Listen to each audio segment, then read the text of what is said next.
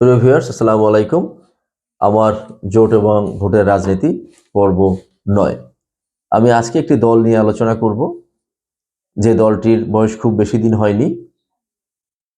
৫ই আগস্ট ২০২৪-এর পরে যে দলটি গঠিত হয়েছে এবং ২৪-এর যে বিপ্লবটা সংগঠিত হয়েছে, এই বিপ্লবের যারা নেতা ছিলেন তাদের মাধ্যমেই এ দলটি গঠিত হয়েছে। সবই যে এখানে যারা বিপ্লবে ছিলেন তাদের যারা বিভিন্ন সংগঠনের মধ্যে আছেন, কিন্তু যেটা রাজনৈতিক দল হিসেবে আত্মপ্রকাশ করতে পেরেছে এটার নাম হচ্ছে এনসিপি, ন্যাশনাল সিটিজেন পার্টি। তো এই পার্টিটা এই ত্রয়োদশ জাতীয় সংসদ নির্বাচনে জামাত জোটের সাথে তারা সঙ্গী হয়েছে।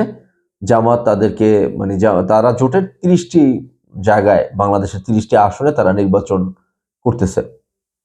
তো এনসিপি একদমই তরুণ দল এবং নেতৃত্বেও তরুণ মানুষজন রয়েছে, যাদের আসলে মাঠে ভোট করার অভিজ্ঞতা নেই।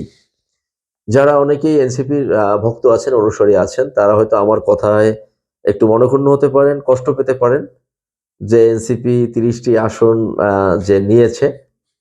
আসলে এখানে এনসিপি ৩০টি আসন না নিয়ে, যদি এনসিপি, আমাকে হয়তো এনসিপির সমর্থকরা অনেক কমেন্টে গালমন্দ করতে পারেন, অসুবিধা নেই, কিন্তু ভোটের রাজনীতি আমাদের একটু ভিন্ন, রাস্তার আন্দোলনটা একটু ভিন্ন। এখানে যদি এনসিপি 15টা আসন নিত, 15টা যদি জামাতকে দিত তো জামাত ফাইট দিতে পারতো।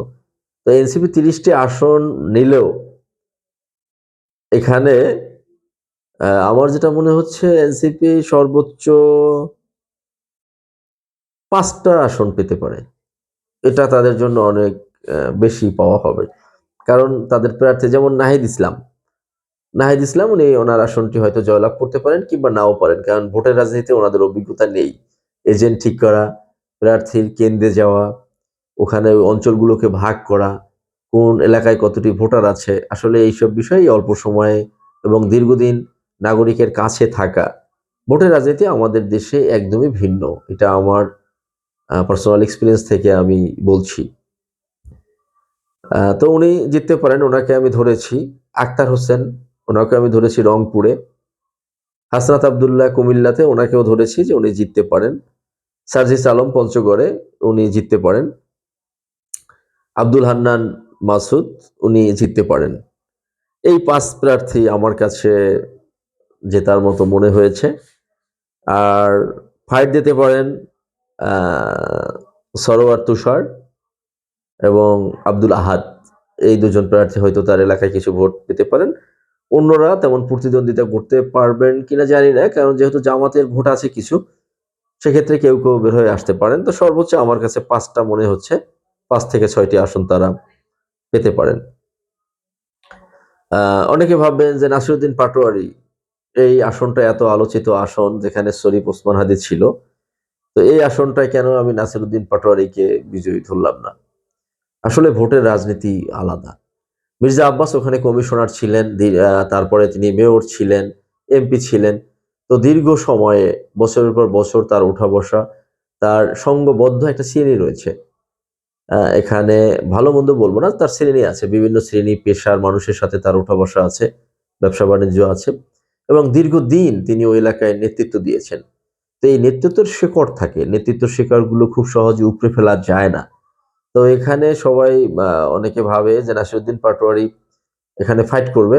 আসলে এটা হয়তো আমি যখন আমার এই টকশোটা, আমার এই আলোচনাটা যখন আমি ভিডিও আপলোড করব, তখন এখানেও অনেক গালমন্দ আসবে।